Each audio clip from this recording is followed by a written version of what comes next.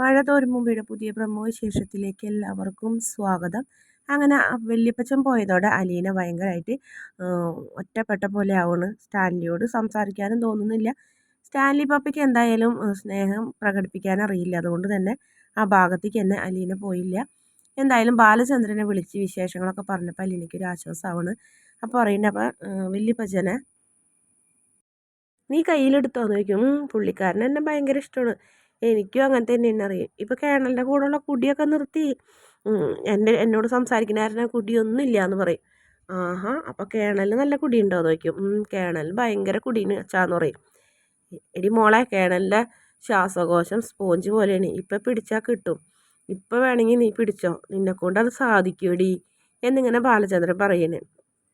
കാരണം അയാളൊന്ന് വീണ് പോയാൽ എല്ലാവരും കൂടെ വന്ന് നിന്നെ വലിച്ച് ദൂരേക്ക് എറിയും. അങ്ങനത്തെ ഒരു ബന്ധമാണ് എന്നൊക്കെ പറഞ്ഞ് മനസ്സിലാക്കി കൊടുക്കണം.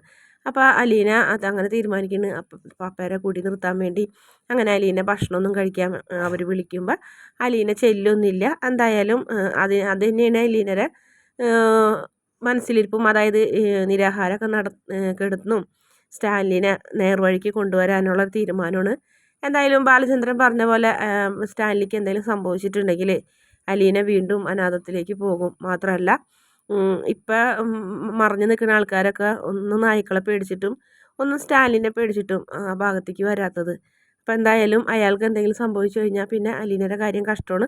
അങ്ങനെ അലീന ഭക്ഷണമൊന്നും കഴിച്ചിട്ടില്ല എന്ന് ജോലിക്കാർ പറഞ്ഞറിയുമ്പോൾ അലീനയുടെ അടുത്തേക്ക് ചെല്ലുന്നുണ്ട് സ്റ്റാൻലി. പക്ഷേ അലീന സ്റ്റാൻലിയെ വക വയ്ക്കില്ല. എത്ര പറഞ്ഞിട്ടും അലീന ഭക്ഷണമൊന്നും കഴിക്കാൻ കൂട്ടാക്കുക പോലും ചെയ്യില്ല.